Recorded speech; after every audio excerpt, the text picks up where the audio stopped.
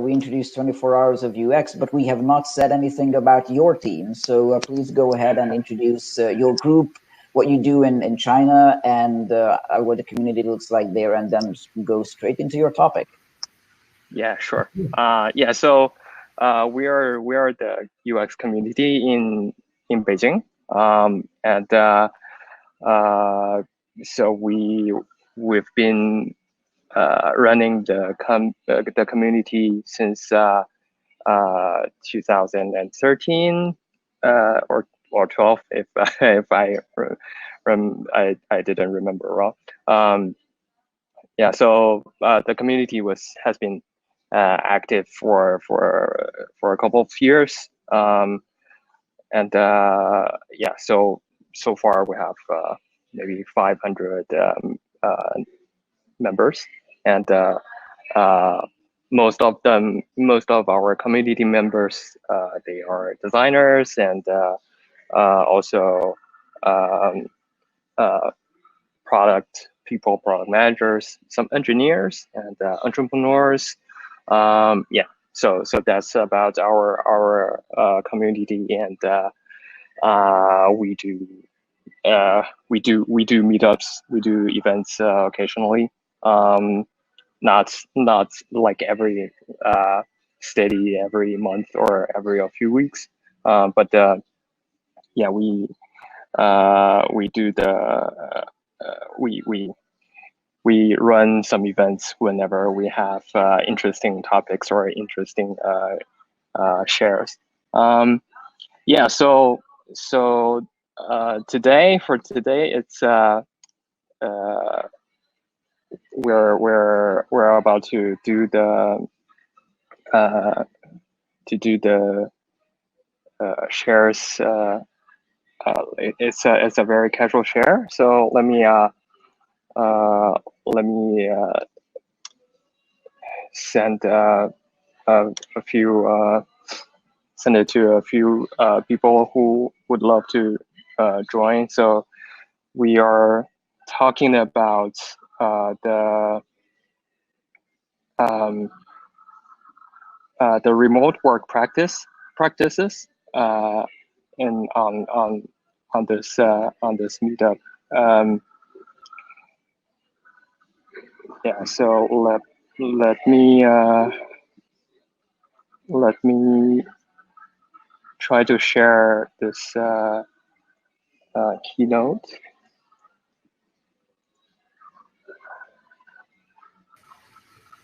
Are you on Firefox or Chrome browser? Yep, I'm on Chrome. Okay, that should work. Yep.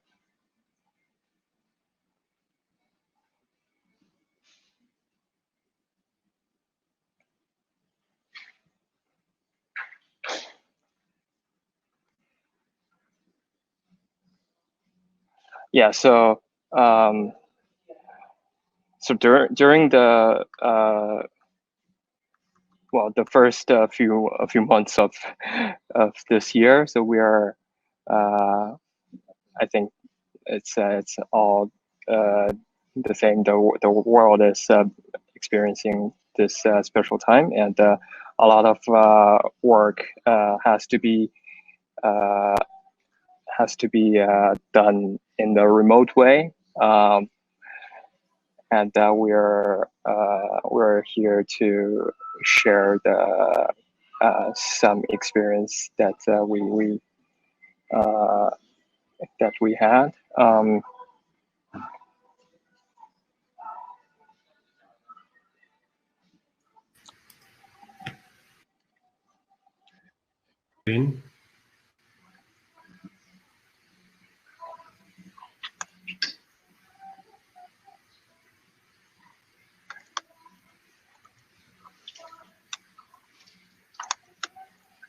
Sorry, I have some connectivity problem.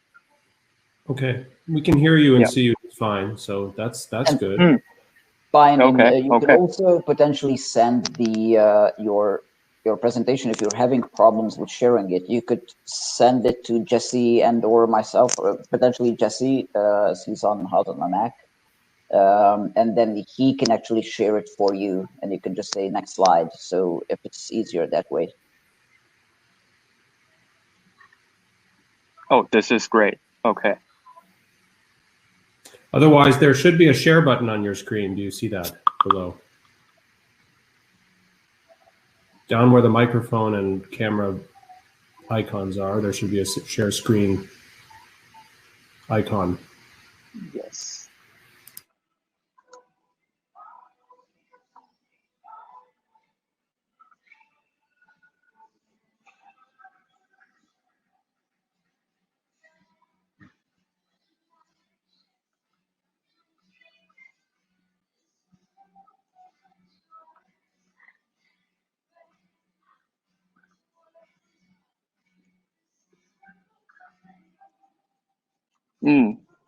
I think, yep.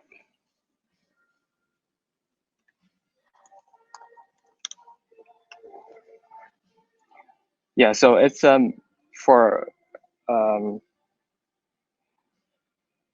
you guys can see this fine? Yes, we see it. Yep. So it's for us, because we are having a few other team members, community members joining. So I can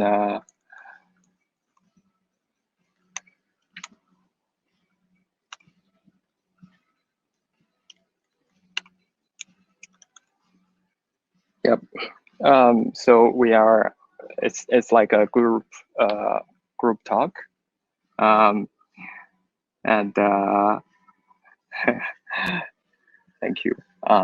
So like while we are having more people joining, let me just share the topics that we wanted to talk about. So it's number one, any in general problems or experience in remote working that you have experienced, and also like what tool are you using to hand off your work, and also because it's the with in this special time, in this special format, the whole team is segmented, or they got isolated in their own home, and maybe number one, the communication is changed. Number two, with as the time is or as this remote style is keeping going on, people's mental health is very worth to be pay attention to, and so we are just we try to talk about this part of the working style, and also when the whole team is working in a different way with a long time, the culture might slightly change a little bit, and this is also like interesting to see and to share, and also as UX people, a lot of people, especially researchers, we might do user research, and we might have to do it in the remote way, and what kind of practice do we have there, and also is this special time creating opportunities that we've never seen before. Yeah, so like these are the questions that in our community people posted in together, that we were sharing shared document, and we were so these are the things that we wanted to talk about. Okay, we see Vlad, and Vlad is our one of our very active members. And hey, Vlad. Hey, hello Are everyone. you? Yeah. Vlad is Vlad mostly is studying in Beijing and also working in Beijing. Vlad, can you maybe do a little bit introduction? And, Yep, sure. to everyone. So yeah, I'm from Russia originally, but I grew up in Beijing. So my family moved to Beijing, and I've been living in Beijing for the last 16 years.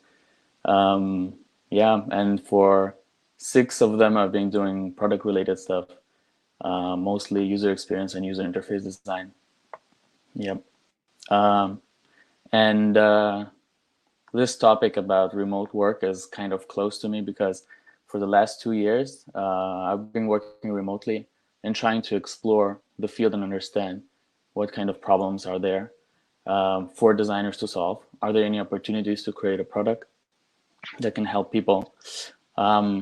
As Jason Fred said in his remote book, the technology is there, and the only missing thing is an upgrade for human mind.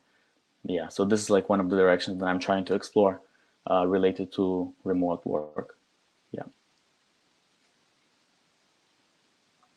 Yeah. So I can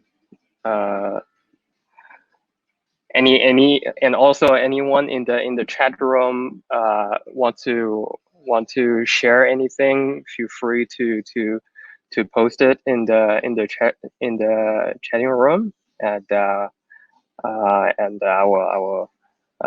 we can do this do the discussion here.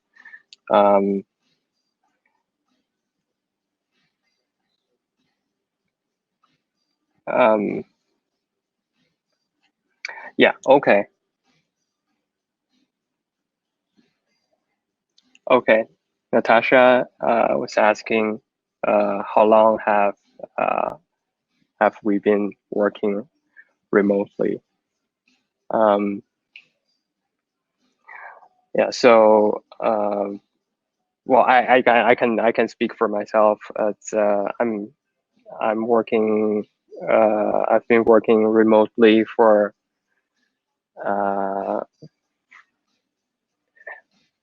like since last year, actually, because when in last year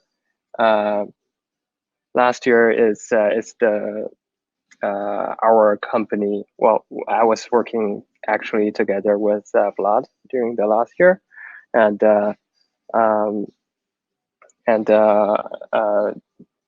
at the moment, our team was distributed around the world, and so like that was a specific like a job that specifically needs us to work remotely. And before that, I was and until now, I've been doing consulting, and so a lot of work I do is remotely with my clients. And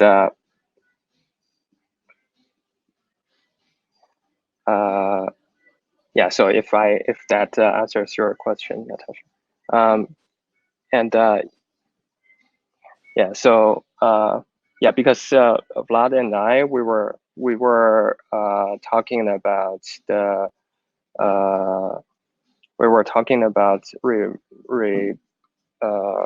like remote work and the format of it.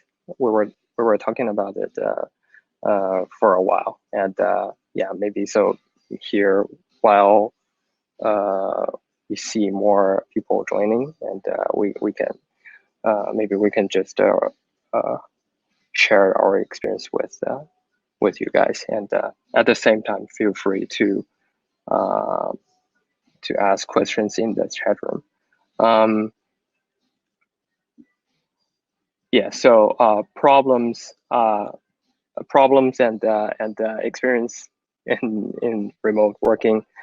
And I can share the problems that I have I've been having. And also, Vlad, feel free to comment and share yours. And guys in your chat room, feel free to share your experience. Yeah. So problems on my side is on remote working is yeah, I've experienced a few. So one of it is the special need to document everything and putting the knowledge online. And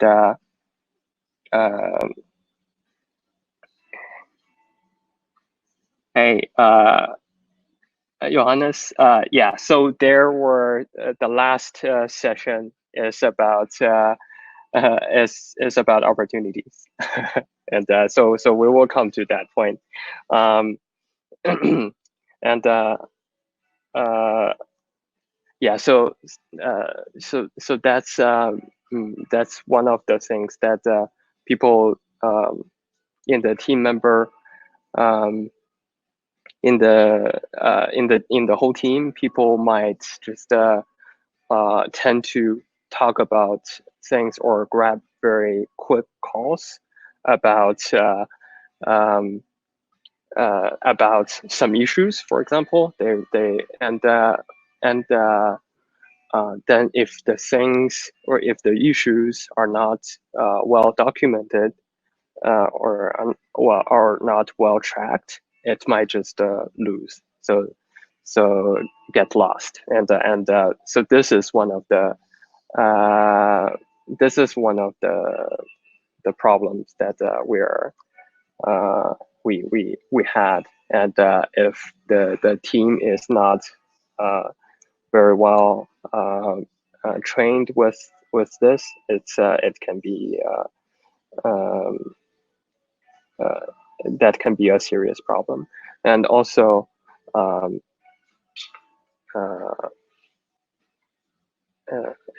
like what the team if the like people really need to pay attention to book time and plan meetings ahead of time, and this can also be potentially a problem if things are not or meetings are not planned.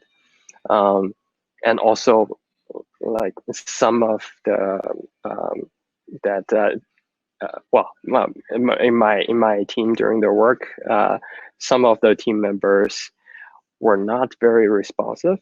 So that in this special time was like, well, working online, that was also a potential problem that we experienced.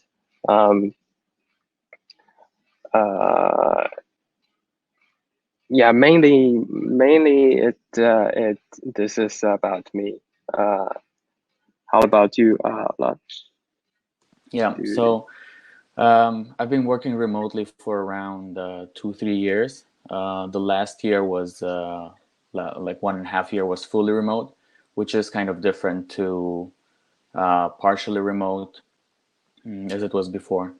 Yeah, so around few years of remote work. Before it was quite flexible, like not 100% remote or not. There was not a set amount of hours that needed to be spent in office, so it was a bit more flexible. And for the last year, we've been working with Pine fully remotely with a team from like different places of the world. Like it was Seoul, it was Thailand, it was America, like different places. Yeah, so that's about the time of working remotely. Just wanted to clarify, we kind of thought that this would be an open kind of communication thing, you know, like when crowd would be also participating like in a big Zoom call, That's why we didn't prepare much of the presentation, so it turned out the way it is. So feel free to drop your questions, comments to keep the conversation going. And as for me, the biggest problem that I found is there are actually a lot of tools out there like Zoom, and there were many companies that were promoting remote work or remote work culture before the COVID pandemic. And some people saw an opportunity in that. And in remote work companies, it's quite interesting that even though those tools exist, when you're trying to build the communication in the team, for example, in the design team, you still face challenges of communication. It's more kind of a psychological challenges, I would say, similar to, I don't know, turning your camera on or starting the conversation. And when the situation is uncomfortable, stuff like that. So those were the biggest problems that I've faced when working remotely. We have a question here from Mai asking, could you share examples of culture change during remote working?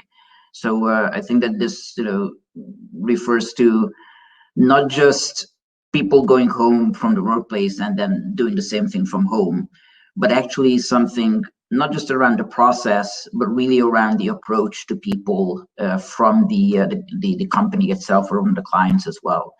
Do you have any examples of that? So I would say the culture is more like it usually starts from the top, not from the bottom, kind of, as I've faced in my previous experiences. So usually it is the founders, it is the managers or the leaders of the team that actually create the culture or nurture the culture of remote work from the beginning. It's kind of hard for it to grow from each of the team members. For me, the culture, remote work culture, is actually about giving freedom to people so they can actually do their best job. Kind of like that, like not micromanaging and trying to support them whenever they need help. What do you think, Pine?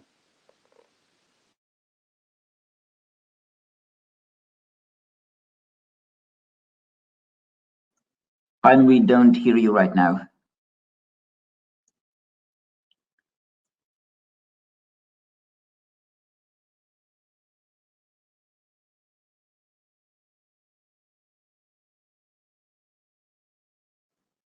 Maybe until Pine, maybe you can click the backstage link again. You can try to come back. Because we don't hear you. In the meantime, Vlad, another question to you. Someone says, and I like this approach: remote working causes us to lose the fun part at the office. And it's doable, but it's less fun. Like if this is a new normal, then it's not as much fun. And like, do you have either any practices that you've been looking at or seeking out that actually give an opportunity to bring back, the type of water cooler talk or the shared lunches or things like this that really give this fun part to the job? So one of the ideas that we were using is a check-in question. So I think like most of the teams have stand-ups, right? Daily stand-ups. And during those daily stand-ups, we started with a check-in question. So each of the person asks a question, and then following like one by one, people answer to that question. It could be anything, started from what is your favorite dish, or I don't know, what's your favorite color, and the communication kickstarts out of just this one question. So those things that are actually kind of normal in our day-to-day office, like on-site office work and communication, is replaced with something like check-in questions. I also heard that some companies are doing like online lunch, right? Or like Friday happy hour through Zoom. But I understand that this can partially replace the communication. But in all the literature or the research that I've done on this topic, people still say that yearly meetups twice a year are very much recommended, so people can meet face to face. Yep. There's, for example, there's a Sketch. The most UXers, I guess, are familiar with the tool, and they are a almost completely or even completely dispersed team, and they do meet every now and again in a different city. I think it was originally 4 times a year. I don't know what it is right now, but they also have the same thing. And I also worked, I've been working partly remotely for 10 years now. I was just thinking, is it 8? No, it's 10. And there's always been a push for meeting in person as well, at least once a year or twice a year. And what I found really surprising, but good in a way, is that there were people who I met literally after 1 year of working together. And back then in 2010, video calls were not as widespread as they are today. And we saw each other. I think, Fine, you are now creating an echo, so you'll need to go on mute here.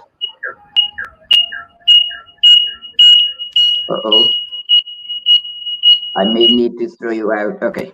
Whew. So even though we met after 1 year, the relationship that we started or that we had online, the trusting, and that, there were a few first minutes when we sort of scanned each other. So, okay, so this is the physical manifestation of the person that I have been talking with for a year over the phone. But then after those first few minutes, we really got back into normal conversations, and it was really like we've known each other throughout the whole time. So some of those things can be good. There's another question that I really like is, how do you balance worse practices or bad practices that come from remote working? I'm just trying to seek out that question, but basically there were examples like some people continuously keeping their cameras off, or people speaking at the same time. Has there been any practices that you've put in place, or that were any bad practices that you've recognized and then started pushing up against? I think generally it's people being shy or uncomfortable when they're talking through video calls. I would say that is a big thing. And even it's kind of hard to say, because there's like always pros and cons of things, right? Because if you write a guide that people have to turn on their video, some people might not be comfortable with that, or they might be it might be early morning at their hours, right? So it's kind of hard to set this like black and white rule, so people should turn on the camera or shouldn't turn on the camera, right? But I would say being flexible is kind of the key. Some people are just better on like in through like better in text communications, and others feel comfortable using video. So I would say, as long as it works, as long as the person who's communicating with you is happy, that's kind of the key. And for the bad practices or the problems, like I would say it's mostly related to synchronous and asynchronous working, because it's kind of hard for people to switch from especially in this time of virus spreading everywhere, right? So people are staying at home, and previously they were working synchronously, right? So they were at the office during those specific hours, and everyone was available to them. So if you wanted to talk to John, you can just go and talk to him.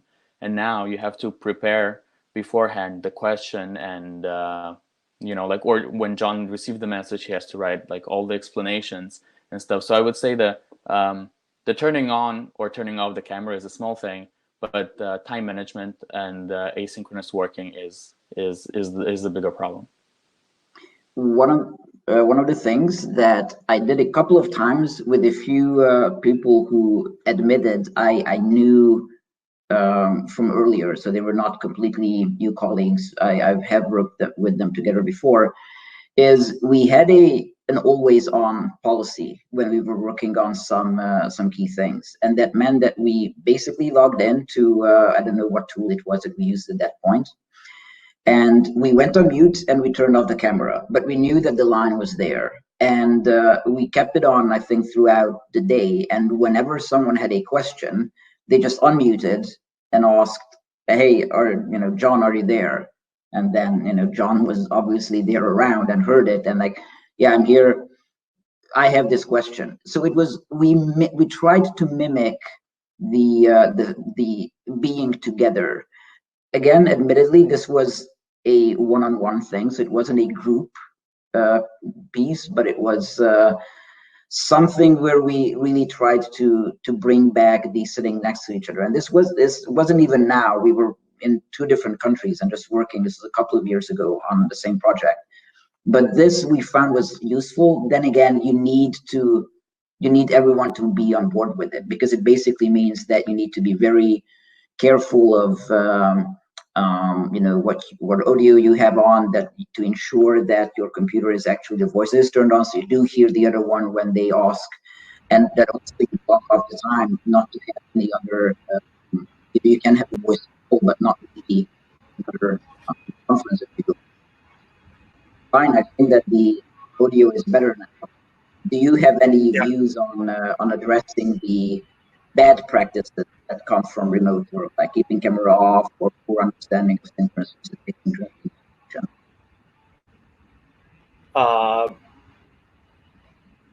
Yeah, so I think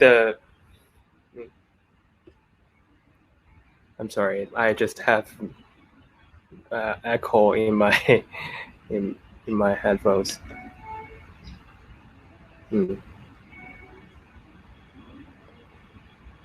Okay. Yeah.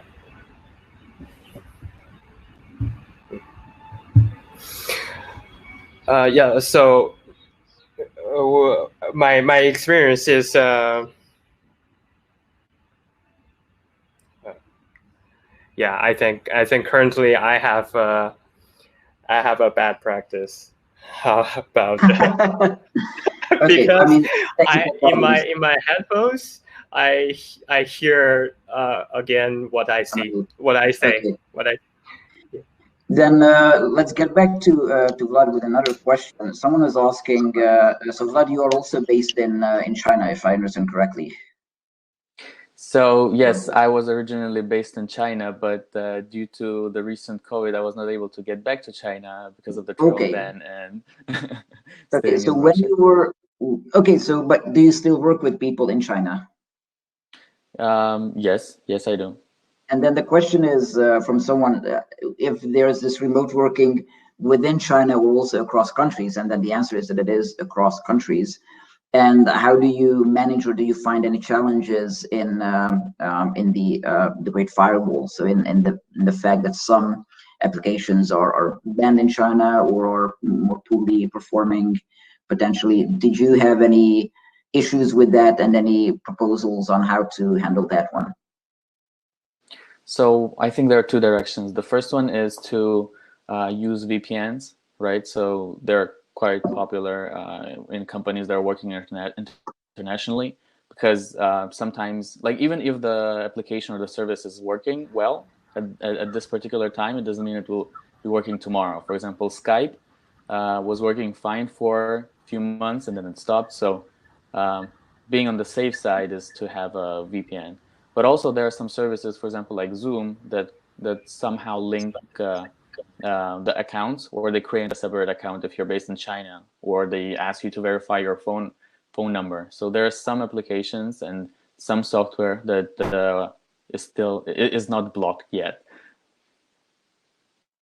Have you found either of these being like a showstopper for either using a program or for carrying out a pre-planned session or work? I think Zoom was working quite is working quite well for us now. And if you're talking about some like whiteboarding, like collaborative whiteboarding stuff, Miro works well, also without VPN. But it is definitely a problem. It is definitely a problem, and yeah. So there's there's a disadvantage of being geographically in China in case. I'm just looking for some further questions here. I saw a question just... from Mary M. Yep. Okay. So how do you set your working hours? Fine. This is again. Yeah.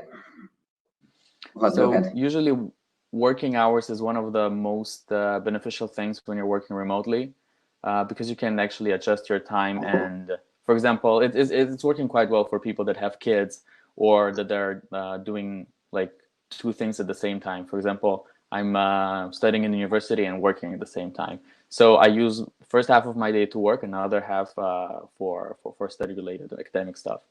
But usually it's around 40 hours a week, as most of the people. It's just you have the flexibility to change and adjust them as you want, according to your time zone, according if you're a morning lark or if you're a night owl, you can just adjust it.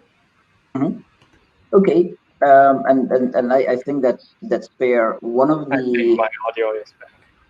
Okay, one of the things that we have found, it was for a couple of years when we were working across continents, and there was a team in Singapore, a team in Europe, and a team in the US. And what actually works in those cases, and this is weird, but you know, with the times, you can get 3 times 8 hours of work done within 2 working days.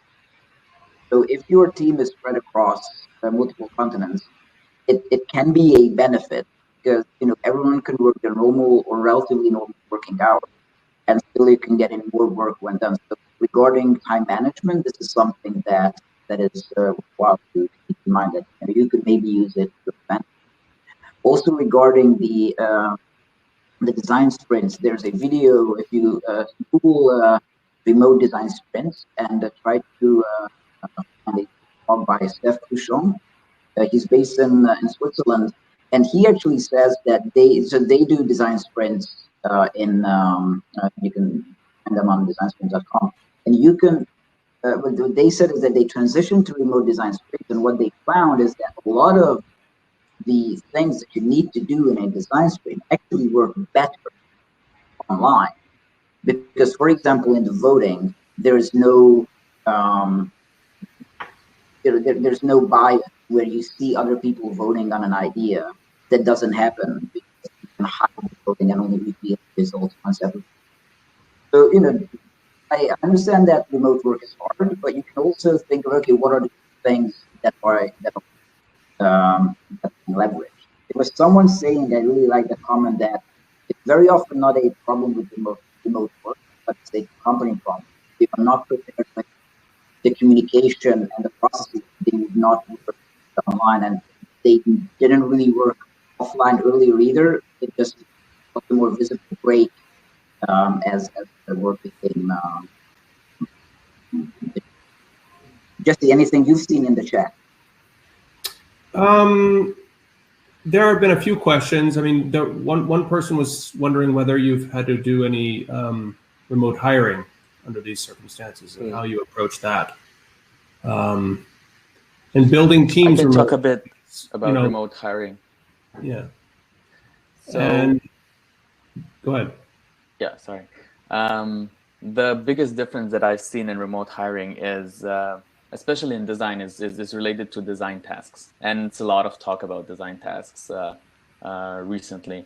So usually the best practice during hiring is first to have the, after you see like potential candidates, right, is to have the HR manager to have the first call and first communication to actually understand is it a fit for the designer and for the company, and then have the designer communicate. So it's basically similar to the hiring process as we do on site, but a bit more repetitive. So there are like more steps, more communication, more calls.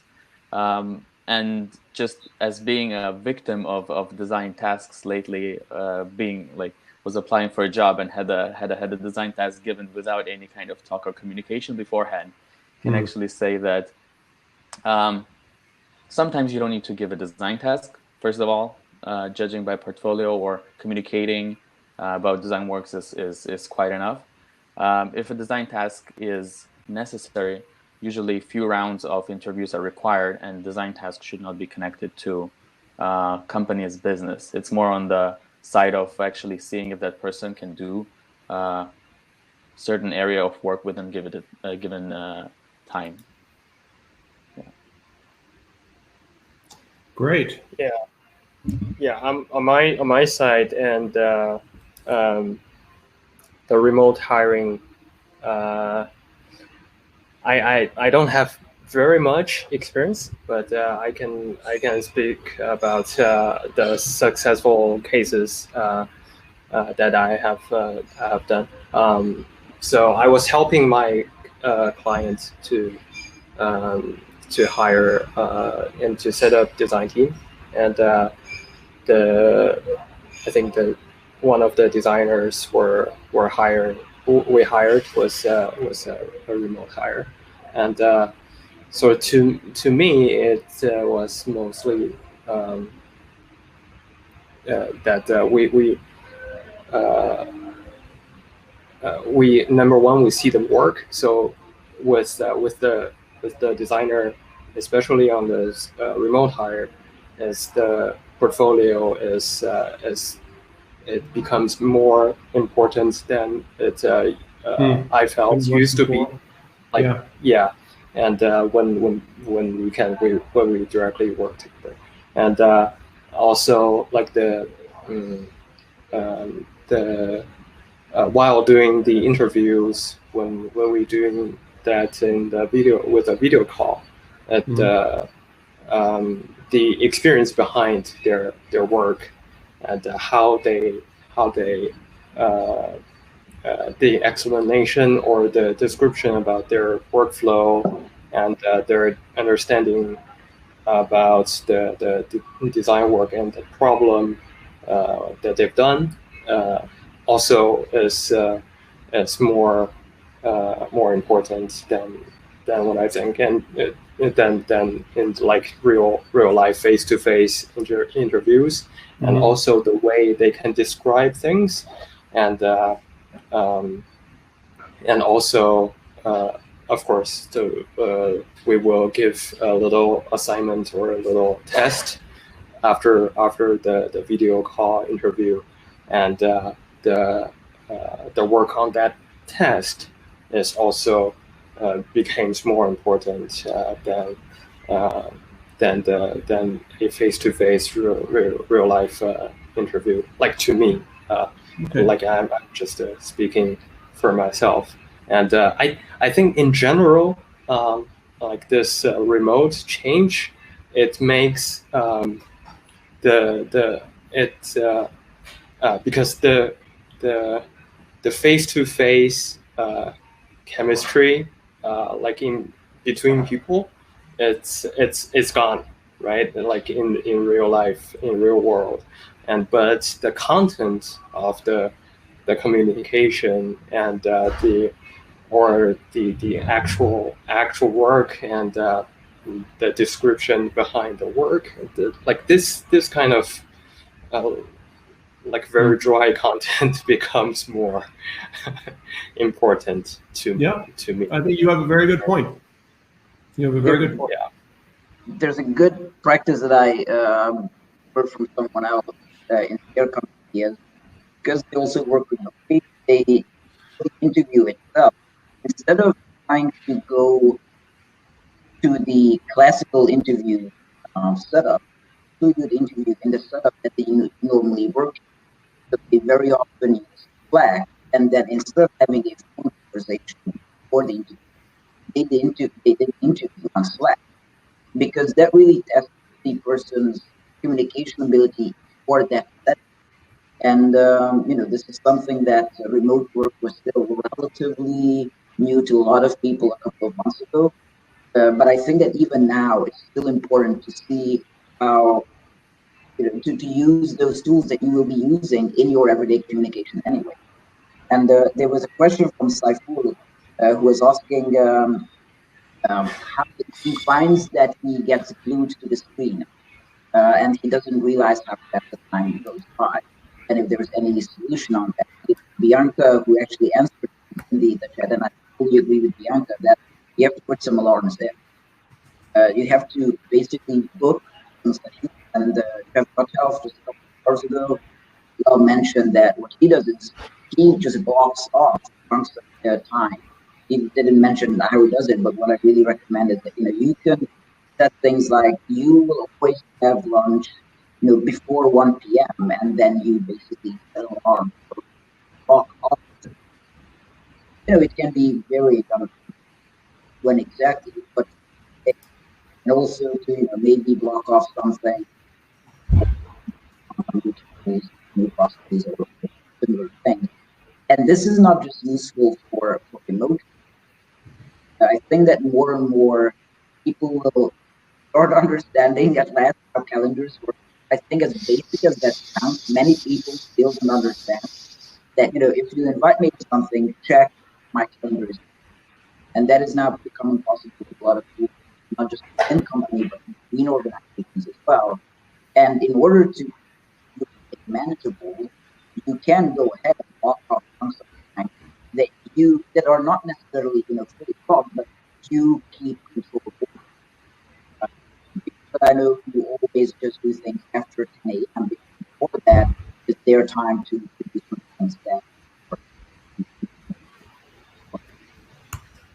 Jeff, anything else to wrap up?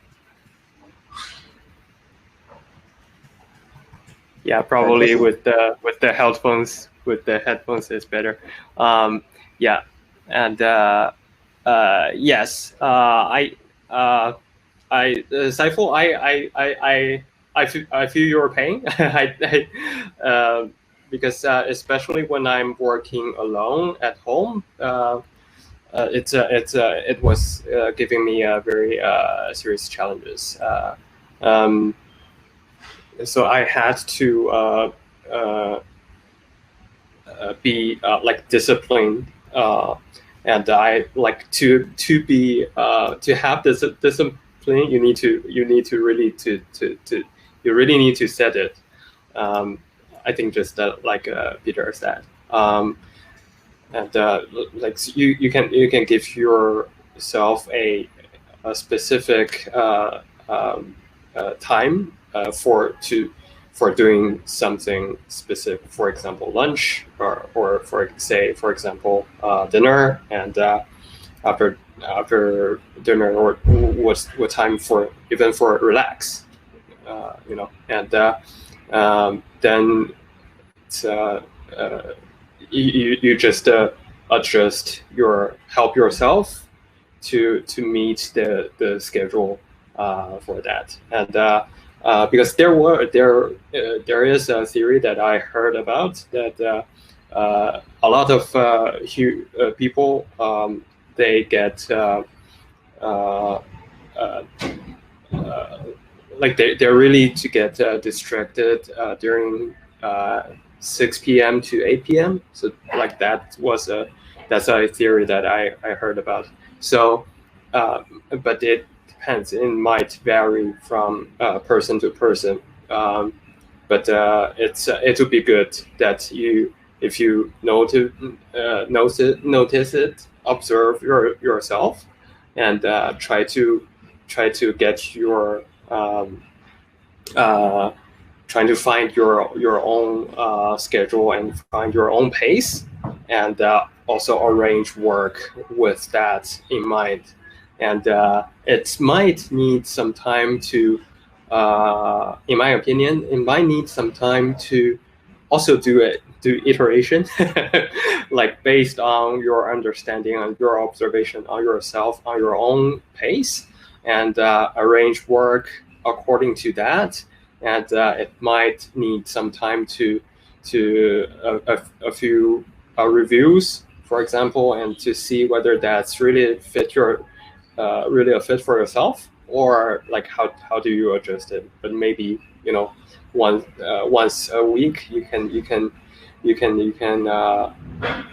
review whether your arrangement is good enough for you, and it maybe takes a few weeks to improve, to really push it to the best fit for yourself. I like the idea of iterations, like just start with something for a week, and do that. The other thing that I've found really practical in my practice is planning your week and planning your day. I basically have a to-do board for the week and also for the day, and I just sort of drag and drop stuff. It also helps you to feel accomplished when there's less people around you. There's less opportunity to actually get feedback, and so, just being able to literally drag and drop something from to do to done can give you like okay, this day has been useful.